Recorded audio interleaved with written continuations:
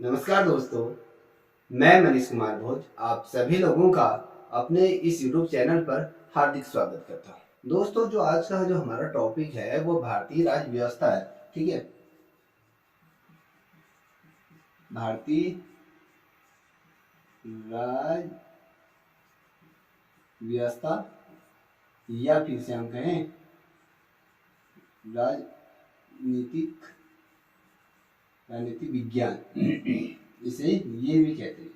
ठीक है, यहाँ जो ये टॉपिक है यहीं से आपकी प्रतियोगिता परीक्षाओं में बहुत अधिक क्वेश्चन यहीं से बनते हैं। मैं आज आपको साल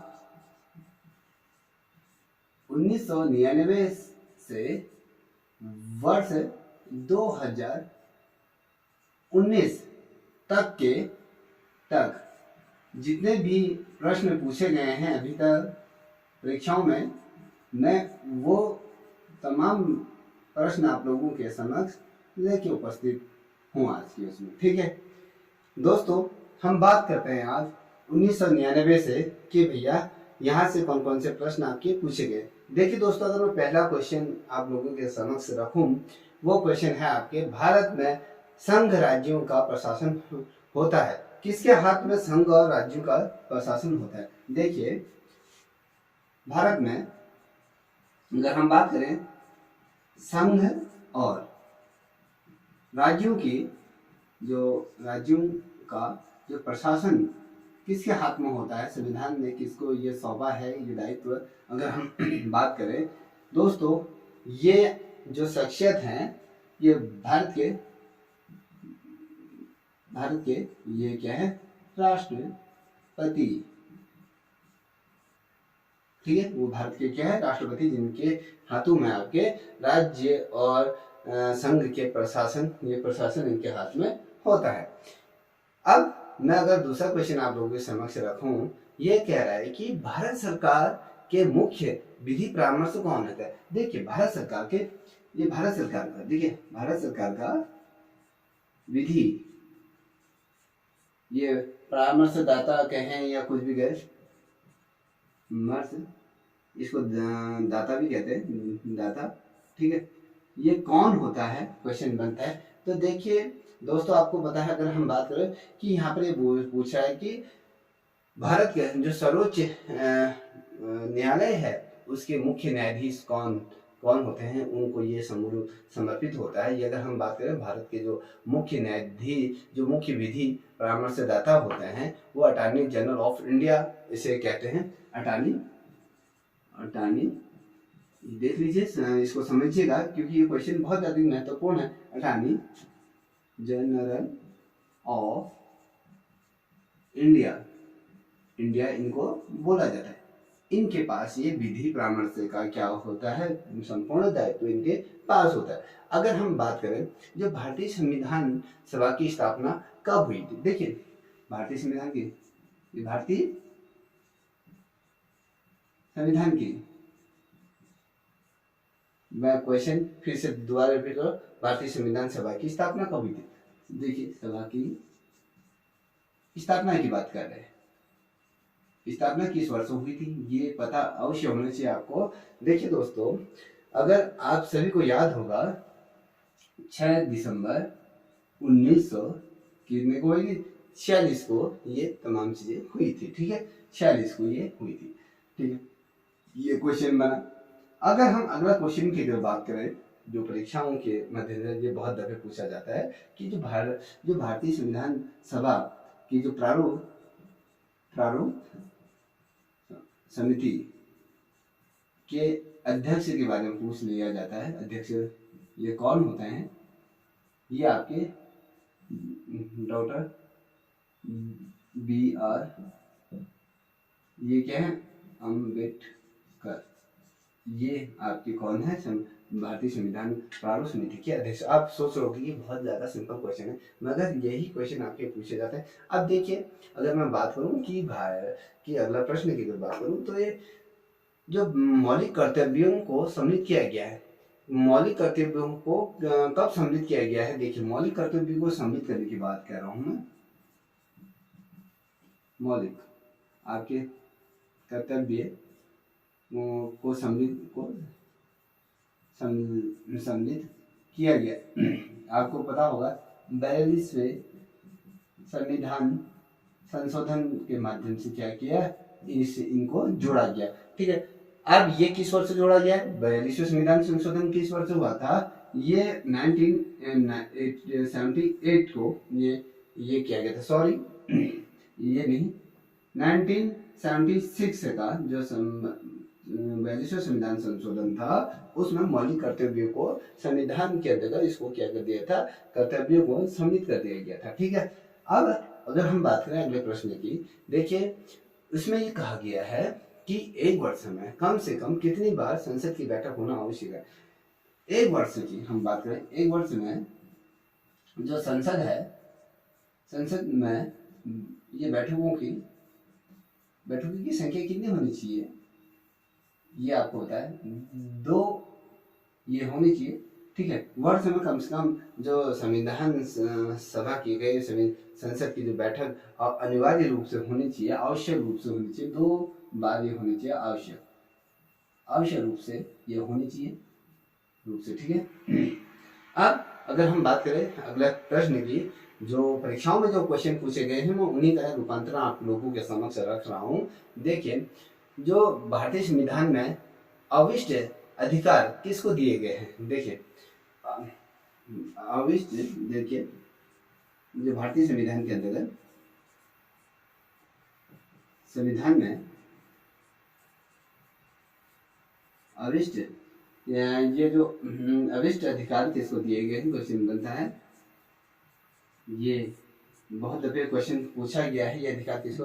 देखिए, जो ये अधिकार दिया गया है, संघीय जो राज्य होते हैं, राज्य सरकारों को ये दिया जाता है, या ऐसा के संघीय राज्यों को भी हम ऐसा कह सकते हैं इसको। देखिए, आप किसी भी प्रकार से इसे समझो वो सही रहता है। ठीक है, अब अगर हम बात करें इसी से रिलेटेड जो क्वेश्चन की, तो उसमें जो क्वेश्चन बनता है दोस्तों, जो मंत्री जो होते हैं, जो संसद के किसी भी सदन का सदस्य नहीं होता, जो मंत्री जो होता है वो किसी भी सदन का क्या होता है, सदस्य नहीं होता है, उसे कार्य मुक्त हो जाना पड़ता है। कब? जब 6 माह के बाद उसे क्या कर दिया जाता है, उसे कार्य मुक्त किया जाता है। इतना आप ध्यान रखिएगा। अब अगर मैं बात करूं, एक प्रश्न मैं आप लोगों के समक्ष रख रहा हूं, इसको बताइएगा। देखिए, क्वेश्चन है कि किस राज्य लोक सेवा किस राज्य का लोकसभा व राज्यसभा का प्रतिनिधित्व सबसे अधिक है? आपको लोगों को पता होगा कि ऐसा कौन सा राज्य है जहाँ पर लोकसभा और राज्यसभा का जो प्रतिशत है या सीटों की संख्या की अगर हम बात करें, सर्वाधिक रूप से यह अधिक है। तो आप सभी को पता होगा सबसे बड़ा, ये हमारा भारत का सबसे बड़ा राज्य है। देखिए, उत्तर प्रदेश, ये उत्तर प्रदेश ऐसा राज्य है जहां पर लोकसभा और राज्यसभा साथ ही विधानसभा की जो सीटों की संख्या है, इसमें जो सीटें हैं सबसे अधिक इसी राज्य के अंतर्गत ये आती हैं। ठीक है, ये वाला क्वेश्चन आपको मैंने बता दिया है, बहुत ज़्यादा महत्वपूर्ण है, इसको आप ध्यानपूर्वक सुनिए। अब एक प्रश्न जो कथन वाला है मैं आपके समक्ष रख रहा हूँ। देखिए, भारत के संविधान में एक संघीय प्रणाली का प्रावधान है, या फिर हम कहें उसका जो कारक है, या उसे एक बहुत शक्तिशाली केंद्र की रचना की है। अगर हम बात करें, जो आर है ना, आर एक ही सही तरीके से वो व्याख्या नहीं करता है, वो स्पष्टीकरण नहीं कर पाता है, ये है। ठीक है, अब हम बात करेंगे जो ये तो आपके आए थे 99 में ये क्वेश्चन आएगा था। अब हम करेंगे 1996 के क्वेश्चनों के बारे में बात करेंगे। ये इस वर्ष से कौन कौन से क्वेश्चन आपके पॉलिटिकल साइंस से पूछे गए हैं। देखिए दोस्तों, अगर मैं बात करूं जो भारतीय संविधान से रिलेटेड, तो जिस समिति की संस्तुति पर देश में पंचायती जो राज्य लागू हुआ, वो किसकी अध्यक्षता में हुआ था? देखिए, पंचायती राज की बात करूं, देखिए पंचायती राज जो लागू किया गया था, ठीक है, ये किस किस समिति से ये लागू किया गया, इसके अध्यक्ष कौन थे? समिति की बात करते हैं, आपको समिति के अध्यक्ष के बारे में पूछ रहा है, ये कौन थे? ठीक है, अब आपको पता होगा ये क्या है, बलवंत राय मेहता, ठीक है, इनकी समिति है बलवंत राय मेहता।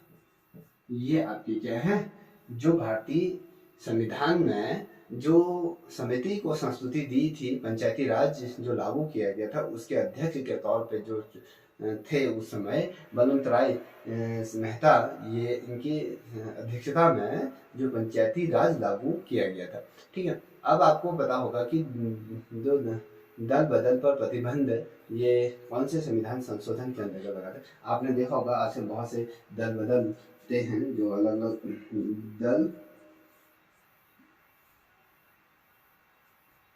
दल बदल की बात करो, दल बदल का प्रतिबंध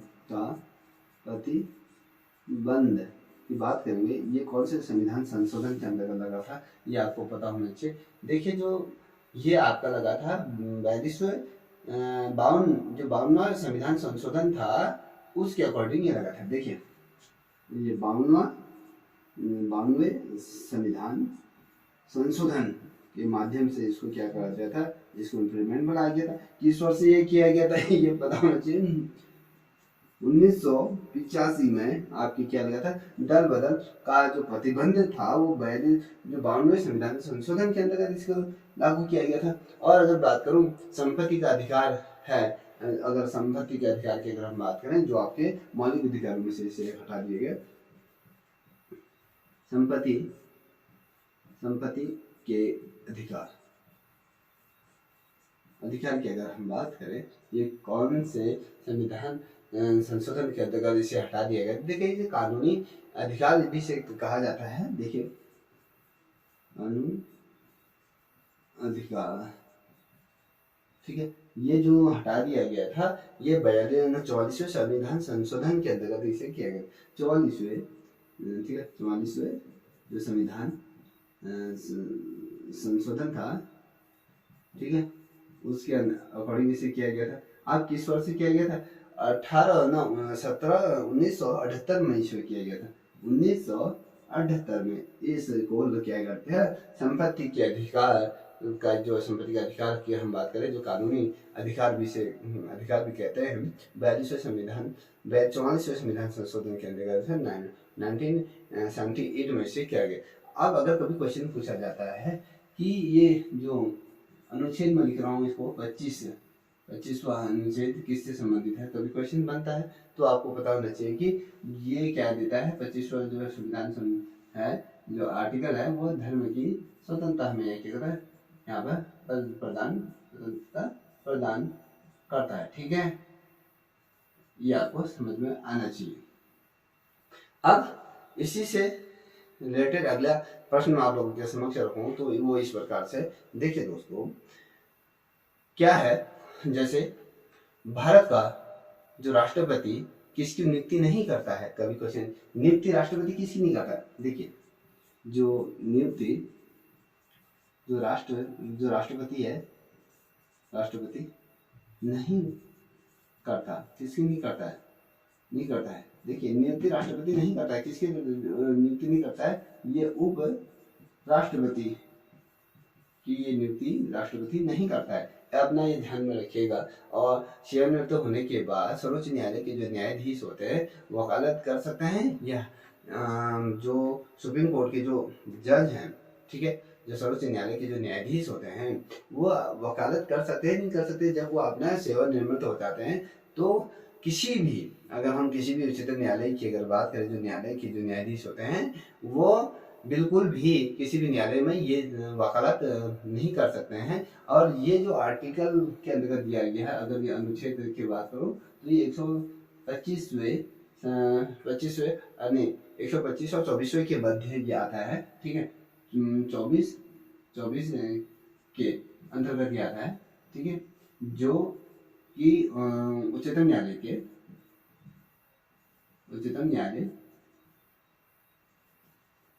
न्यायालय के जो न्यायाधीश होते हैं वो क्या करते हैं, कहीं भी वकालत नहीं कर सकते, इतना आप ध्यान रखिएगा, ठीक है। और अगर मैं बात करूं जो सिंपल सी, तो लोकसभा का जो सचिवालय सीधे किसके हाथ में नियंत्रण में होता है, लोकसभा का। देखिए आपको राज्यसभा की भी पता होगा। अब मैं लोकसभा, ठीक है, यहाँ पर लिख रहा हूँ लोकसभा का जो सचिवालय होता है, जो सचिवालय किसके अधीन होता है, अब कभी कभी अधीन होता है, आपको पता होना चाहिए। वहीं अगर हम राज्यसभा ना राज्य सरकार की अगर बात करें, राज्य सरकारों के अंदर जो विधान सभाएं होती हैं, या सभाएं या परिषदें बोलते हैं, वो किसके अधीन होती हैं, तो ये भी आपको पता होना चाहिए। देखिए यहाँ पर जो लोकसभा का अध्यक्ष होता है, अध्यक्ष तो उसके अधीन होती है लोकसभा का सचिवालय। और अगर हम राज्यसभा के सचिवालय की अगर बात करें, तो वो आपके होते हैं जो राज्य का जो विधानसभा अध्यक्ष होता है उसके अधीन होता है। विधानसभा अध्यक्ष के अधीन क्या होता है, आपके राज्य का सचिवालय उसके अधीन होता है, इतना आप ध्यान में रखिएगा। अब अगर बात करें जो महत्वपूर्ण प्रश्न है कि सर्वप्रथम संविधान के मौलिक जो लक्षणों का सिद्धांत प्रतिपादित हुआ किसके समय में, किसके अंतर्गत, जो संविधान के अंतर्गत जो मौलिक कर्तव्यों की अगर हम बात करें और उनके सिद्धांत को आपने सुना होगा, केशवानंद भारती। और केशवानंद भारती बदनाम क्या है, केरल सरकार वाद हुआ था, ठीक है। जो केशवानंद भारती एवं ये केरल सरकार नाम, ये जो हुआ था इसके अंतर्गत ये हुआ था, ठीक है। इसको बहुत महत्वपूर्ण है, इसमें ध्यान में रखिएगा, ये वाद हुआ था उसमें, ठीक है।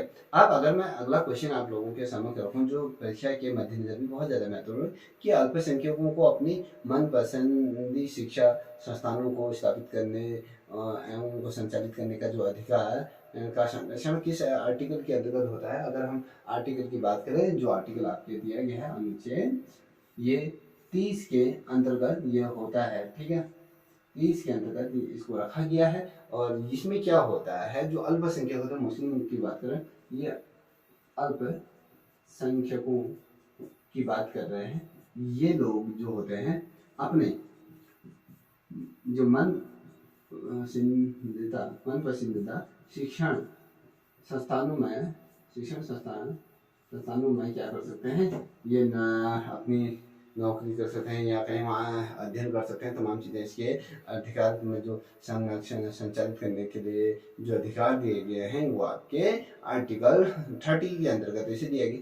अब क्वेश्चन क्या बनना है भैया, जो अनुच्छेद 32 है, 32 के अंतर्गत कौन सा जो अधिकार होता है वो न्यायालय में जो प्रतिपादित किए जा सकते हैं। देखिए न्यायालय क्या देगा, अगर हम आर्टिकल 32 की बात करें, जो 32 है इसके अंतर्गत अगर हम बात करें 32 और 30, यहाँ पर 30 मान लीजिए, 30 और 32 इसके मध्य में देखोगे तो आप यहाँ पर देखोगे कि मैंने कहा कि अनुच्छेद 32 के अंतर्गत कौन से अधिकार न्यायालय में प्रतिपादित किए जा सकते हैं। अगर हम बात करें, ये जो है ये मौलिक अधिकारों को चुनौती दी जा सकती है, ये कह रहा है, ठीक है। अनुच्छेद 32 में आर्टिकल 32 के अकॉर्डिंग हम अगर हम बात करें इनके संरक्षण के लिए, तो ये मौलिक अधिकार जो आर्टिकल 32 के अंतर्गत जो दिए गए हैं वो मौलिक अधिकारों को वहाँ पर संपादित किए जा सकते हैं, इसको ध्यान में रखिएगा। अगर हम क्वेश्चन आप लोगों के समक्ष में ये पुट अप करूँ कि भारतीय संसद के दोनों सदनों की जो संयुक्त बैठक किस संबंध में होती है, अगर देखिए क्वेश्चन क्या है, जो भारतीय संसद है, संसद के दोनों सदनों की संयुक्त बैठक, देखिए संयुक्त बैठक होती है राज्यसभा लोकसभा की बात करें, देखिए यहाँ पर राज्यसभा व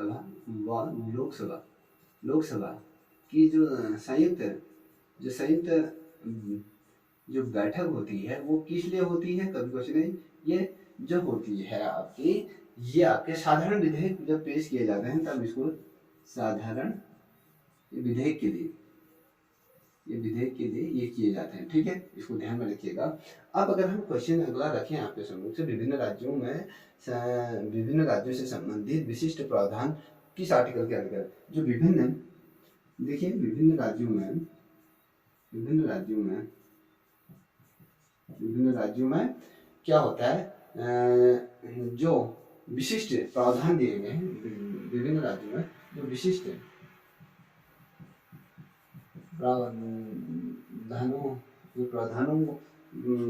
की प्रतिपादनता कहते हैं, प्रतिविधान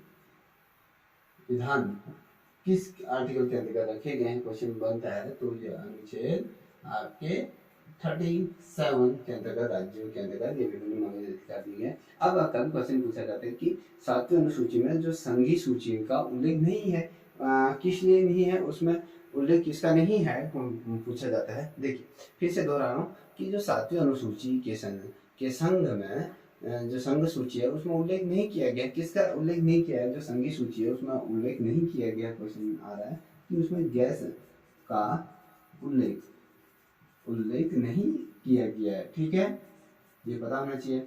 अब बात करते हैं आपके अगले, ये देखिए जो भारत एक गणतंत्र है, ये कैसे कह रहे हो कि भारत एक गणतंत्र है, वो नहीं, भारत में वंशागत ये शासन नहीं किया जाता है, ठीक है, भारत गणतंत्र, यहाँ पर जनता द्वारा प्रतिनिधि चुन के आते हैं, उनके द्वारा यहाँ पर 5 साल के लिए अपना शासन व्यवस्था यहाँ पर देखी जाती है, तमाम चीज़ें, ये वंशानुगत हमारा भारत का संविधान यह कहें, भारत में वंशानुगत शासन नहीं किया जाता है, ठीक है।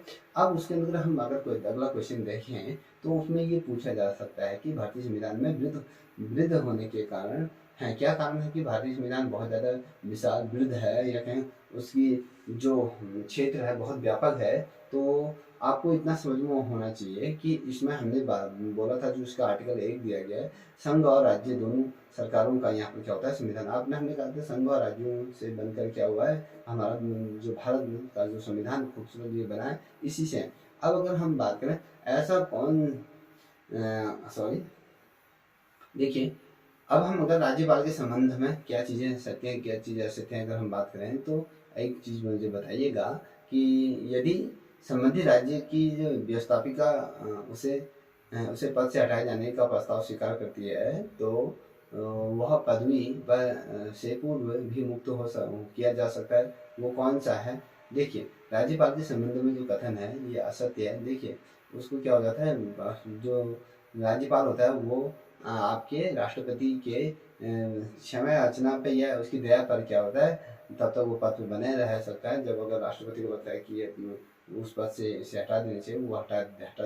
अब अगर मैं क्वेश्चन बनूं कि भैया उच्चतम न्यायालय के जो प्रामादेश जारी किए गए हैं, प्रामादेश हम देखिए यहाँ पर मैं इसको लिख देता हूँ, आप इसे समझिएगा, ठीक है।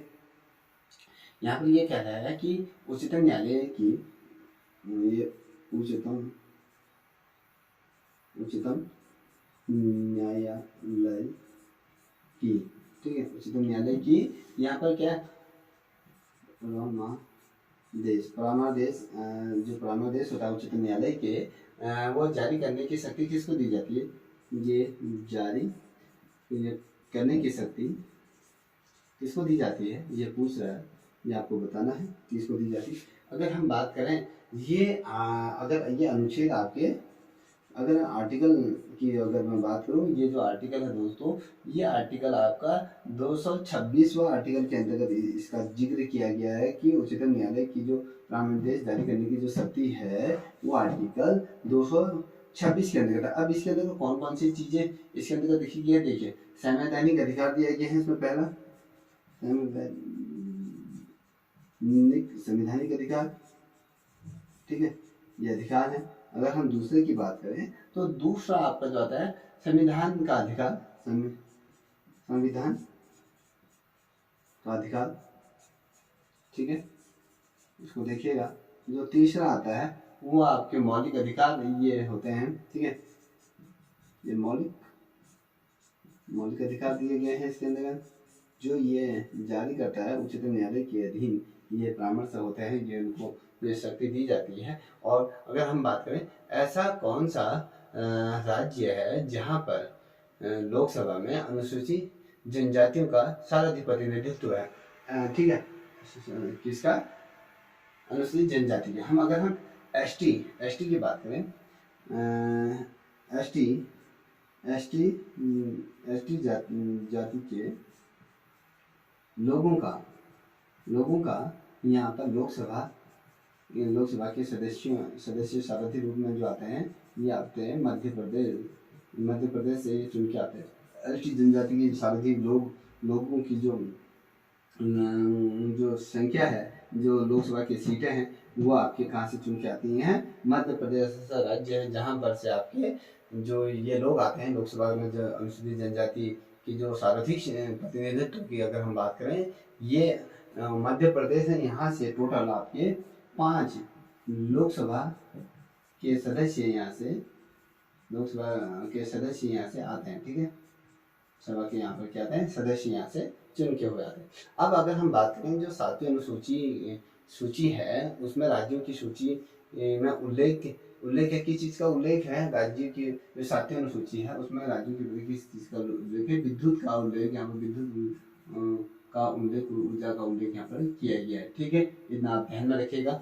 अब अगर हम बात करें कि विदेश यात्रा के अधिकारों का जो संरक्षण करती है, वो कौन करता है? अगर क्वेश्चन आता है तो ये जो आर्टिकल है 21 के अंतर्गत इसका जिक्र किया गया है। अगर हम बात करें अगले प्रश्न, जो महत्वपूर्ण प्रश्न है, देखिए जम्मू एवं कश्मीर की बात करें, जम्मू कश्मीर राज्य की अगर हम बात करें, वहाँ पर सदर रियासत पद्मनाम जो है, पद्मनाम है, वहाँ पर उसको बदल कर राज्यपाल किया गया है। देखिए ऐसा कौन सा राज्य है जिसका अगर हम क्वेश्चन इस प्रकार से बनाए कि जो सरदार रियाद का जो पदनाम उसे बदल कर क्या कर दिया? राज्यपाल। देखिए यहाँ पर लिख देता हूँ, ये जो क्वेश्चन है बहुत ज़्यादा महत्वपूर्ण है। सदर रियासत का जो पद नाम है उसे बदल कर क्या कर दिया गया? उसे जो बदल कर दिया गया है राज्यपाल, ये कर दिया गया। ये कौन सा जनपद है? अगर ये कौन सा राज्य है, अगर ये स्टेट है तो ये जम्मू कश्मीर है। ठीक है, जम्मू कश्मीर के अंतर्गत आता है, जहाँ पर पहले राज्यपाल को सदर रियाद के नाम से जाना जाता था। बाद में इसको जो चेंज किया गया था, राज्यपाल रखा गया था। देखिए इसमें जो संशोधन हुआ था, अगर हम बात करें संविधान, कौन से संविधान संशोधन के अंतर्गत किया गया था? ये संविधान संशोधन जो हुआ था 6वें संविधान संशोधन के अंतर्गत इसे क्या किया था? चेंज किया गया था, जो राज्यपाल का नाम यहाँ पर कर दिया गया। और ये किस वर्ष हुआ था? तो अगर हम इसकी वर्ष की बात करेंगे 1965 को ये चीज को अमेंडमेंट कर दिया गया था। ठीक है, अब ये किस वर्ष हुआ था? अब क्वेश्चन बनेगा तो ये हुआ था आपके 1965 को ये चीज की गई थी। ठीक है, अब अगर बात करते हैं जो राज्य सभा की एकीकृत शक्तियाँ किसके अधीन होती हैं? देखिए यहाँ पर नई जो अखिल भारतीय सेवाएं होती हैं उनका सृजन इसके अंतर्गत किया गया है। इसमें अनुच्छेद 312A के अंतर्गत इनको रखा गया है। और अगर हम बात करूं जो मद्रास राज्य बनाम चपल केदार राय में सर्वोच्च न्यायालय के निर्णय के अनुसार किस मौलिक अधिकार को संशोधन किया गया? अगर हम बात करें तो यहाँ पर जो मौलिक अधिकार को जो संशोधन करने की जो बात की है दोस्तों, वो जो भेदभाव के विरुद्ध का ये अधिकार है, जिसमें भेदभाव नहीं करने का यहाँ पर तमाम चीज़ें की गई हैं। अगला क्वेश्चन जो परीक्षा के मद्देनजर भी बहुत ज़्यादा महत्वपूर्ण है, ये ज़रा भारत के कल्याणकारी राज्य होने का विचार किसके अंतर्गत आया? देखिए इसमें अगर हम किसमें रखा गया तमाम चीज़ें आएंगी, तो ये जो आपकी भारतीय संविधान की जो प्रस्तावना है उसमें, और साथ ही जो राज्य के नीति निर्देशक तत्व हैं उनमें भी इसका जिक्र किया गया है कि भारत के कल्याणकारी राज्य होने का विचार किसके अधीन किया गया है? जो भारतीय संविधान की जो प्रस्तावना है उसमें तो जुड़ा है। साथ ही इसमें राज्य के जो नीति निर्देशक तत्व हैं उनको भी इसमें सम्मिलित किया गया है। ठीक है, अब अगर हम बात करें अगले प्रश्न की, तो संविधान की जो 8वीं अनुसूची है उसमें सम्मिलित भाषाओं में कौन सी भाषा बोलने वालों की संख्या सर्वाधिक है? देखिए हमारी जो 8वीं अनुसूची है, देखिए 8वीं अनुसूची के अंतर्गत हम 8वीं जो अनुसूची है, उसके अंतर्गत सार्वधिक रूप में कौन सी भाषा को ये सम्मिलित किया गया था जो सार्वधिक रूप से ये बोली जाती है। देखिए, अगर हम बात करें बंगला, जो बंगला भाषा है, ये बंगला भाषा है, ठीक है, जो सार्वधिक रूप में बोली जाती है। उसके बाद अगर हम बात करें हिंदी भाषा है जो सार्वधिक रूप में ये बोली जाती है, ठीक है, इसको ध्यान में रखिएगा। अब अगर हम बात करें संविधान से रिलेटेड अगले क्वेश्चन की, तो भारत को एक संविधान देने का जो प्रस्ताव संविधान द्वारा कब पारित किया गया था? जो भारत को एक संविधान देने की जो बात की गई थी वो किस तिथि को की गई थी? अगर हम बात करें तो ये की गई थी आपकी 22 जनवरी 1947 को ये कहा गया था कि भारतीय संविधान को संविधान सभा द्वारा इसको पारित किया जाएगा। तमाम चीजें इसके अंतर्गत की गई। देखिए, ठीक है, अब मैं क्वेश्चन आप लोगों के सामने रखता हूँ ये कि ऐसे कौन से राज्य हैं जहाँ पर एसटी कम्युनिटी की एक भी सीट नहीं है लोकसभा की। देखिए, लोकसभा की, देखिए यहाँ पर लिख देता हूँ, लोकसभा की एक भी सीट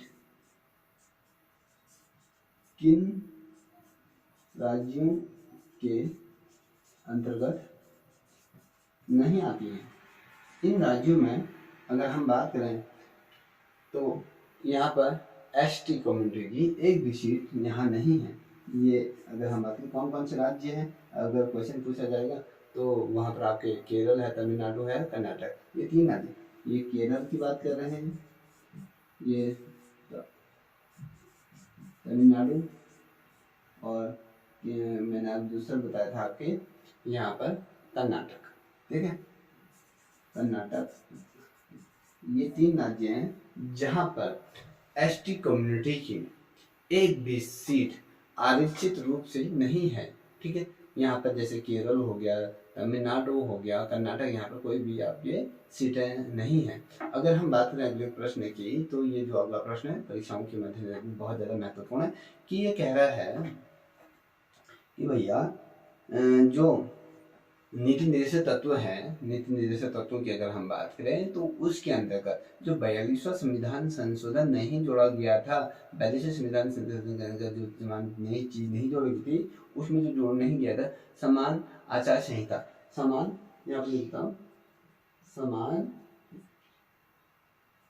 आचार संहिता, ये नहीं जोड़ा गया था, ठीक है। देखिए, किसके अंदर नहीं जोड़ा गया था? आपके जो 42वां जो संविधान संशोधन हो रहा था उसके अंदर इसको नहीं जोड़ा गया था। कौन सी चीज? समान आचार संहिता को नहीं जोड़ा गया था। और राज्य सभा के में जो प्रतिभा या अनुभव की बात करें या सेवाओं का जो प्रतिनिधित्व होता है वो किसमें? ऐसी गणतंत्र से इसका संबंध होता है। और समान कार्य के लिए समान वेतन की जो नीति दी गई थी वो कौन से आर्टिकल के अंतर्गत दी गई थी? वो आपके जो आर्टिकल था वो 39(2) के अंतर्गत इसमें कहा गया था कि राज्यों के अंतर्गत समान या कहीं पर भी समान वेतन और समान कार्य की बात की, जिससे ये आपके राज्य के नीति निर्देशक तत्व है। ये मैंने कहा था ना, अनुच्छेद 39(3) के अकॉर्डिंग इसमें कहा गया। तो जो इसका है जिसमें संशोधन किया गया इसके अंतर्गत ये किया गया, ठीक है। अगर हम बात करें कि राष्ट्रपति की जब मृत्यु या त्याग पत्र या उसे हटाए जाने पर जब वो पद रिक्त हो जाता है तो कितने ऐसे समय होता है कि उसको इतने माह बाद फिलअप किया जा सकता है। तो 6 महीने के तक ये पद रिक्त हो सकता है, उसके बाद इस पद को क्या कर दिया जाता है? भर दिया जाता है, ठीक है। अब इसमें हम कुछ चीज़ें देखेंगे। आर्टिकल 344 के अंतर्गत हम बात करें तो इसके अंतर्गत क्या होता है? प्रथम राष्ट्रीय भाषा आयोग का गठन जो किया गया था वो किया गया था 1955 में किया गया था। तो जीबी खेर की अध्यक्षता में इसमें पहली दफे 344वें संविधान जो आर्टिकल 344वें के अंतर्गत जो राज्य की जो प्रथम भाषा के अंतर्गत इसे रखा गया था।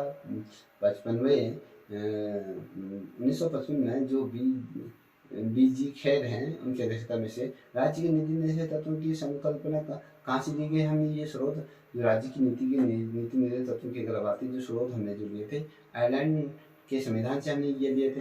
अगर इसी से रिलेटेड अगर मैं अगला क्वेश्चन आप लोगों के सामने रखूँ कि भारत के जो प्रत्येक नागरिक का कर्तव्य होगा कि प्रकृति पर्यावरण का संरक्षण एवं सुधार किस आर्टिकल के अंतर्गत किया गया है? अगर हम इस आर्टिकल की बात करें, जो अनुच्छेद है ये आपके 48A के अंतर्गत इसको रखा गया है कि भारत में प्रकृति और पर्यावरण का संरक्षण यहाँ पर इसमें किया जाएगा। ठीक है। आज सर्वसम्मति से निर्वाचित राष्ट्रपति कौन थे? सर्वसम्मति सभी की इसमें आम सहमति थी, तो वो कौन से राष्ट्रपति थे जिनकी यहाँ पर क्या है सर्वसम्मति से इनका चयन किया गया था? ये थे एन संजीव रेड्डी, ये रेड्डी थे। ठीक है।